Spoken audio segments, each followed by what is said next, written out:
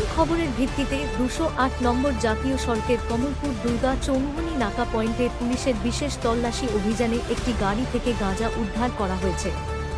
অভিযানে উপস্থিত ছিলেন কমলপুরের পুলিশ আধিকারিক সমুদ্র দেব বর্মা, থানার ওসি সুমন আচার্য এবং এসআই দেবব্রত দত্তসহ বিশাল পুলিশ বাহিনী। পুলিশ সূত্রে জানা গেছে, আটক ব্যক্তির কাছে একটি মিডিয়া পরিচয়পত্র পাওয়া গেছে এবং তিনি নিজেকে মিডিয়া কর্মী বলে পরিচয় দিয়েছিলেন। তবে বিষয়টি খতিয়ে দেখা হচ্ছে। ঘটনার তদন্ত চলছে বলে জানিয়েছে পুলিশ।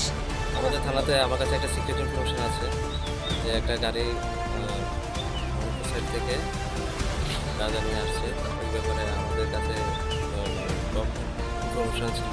ওই মোতাবেক আমরা একটা টিম থানা থেকে পরবর্তী ইনফর্ম করে দুর্গা চৌমুহনী নাকাতে আসি। এখানে অলরেডি কর্তব্যরত ট্রাফিক ইউনিট ছিল, প্লাস নাকা স্টাফ ছিল। সবাই মিলে আমরা যৌথভাবে গাড়ি সার্চ করা শুরু করি। কিছুক্ষণের মধ্যে মানে আধা ঘন্টার মধ্যে আমাদের কাছে ওই যে সাসপেক্টেড ভেহিকেল নাম্বার ছিল ইনফরমেশন, ওই মোতাবেক একটা গাড়ি আমরা ডিটেন করি। ওই গাড়িতে 3 জন লোক ছিল, তারা 3 জনের বিহারের লোক। এবং এখনও আমাদের যে বর্তমানে আমরা মোটামুটি 15 কেজির উপরে এখনও আমরা রিকভারি করছি, বাকি এখনও চলছে। গাড়ির নাম্বার AS15J8566, টয়োটা কোম্পানির গাড়ি। এখন আমাদের তদন্ত চলছে, সার্চ সিজার কমপ্লিট হয়নি এখনো, পুরো ইনভেস্টিগেশন এখন চলছে। স্যার, তারা কি সাংবাদিকের তত্ত্ব লাগে নাকি? হ্যাঁ, একজন ছিল, উনি প্রথমে যখন আমরা ডিটেন করেছি ওনার পরিচয় অ্যাজ এ মিডিয়া পার্সন হিসেবে দিয়েছিল। একটা কার্ডও আছে ওনার।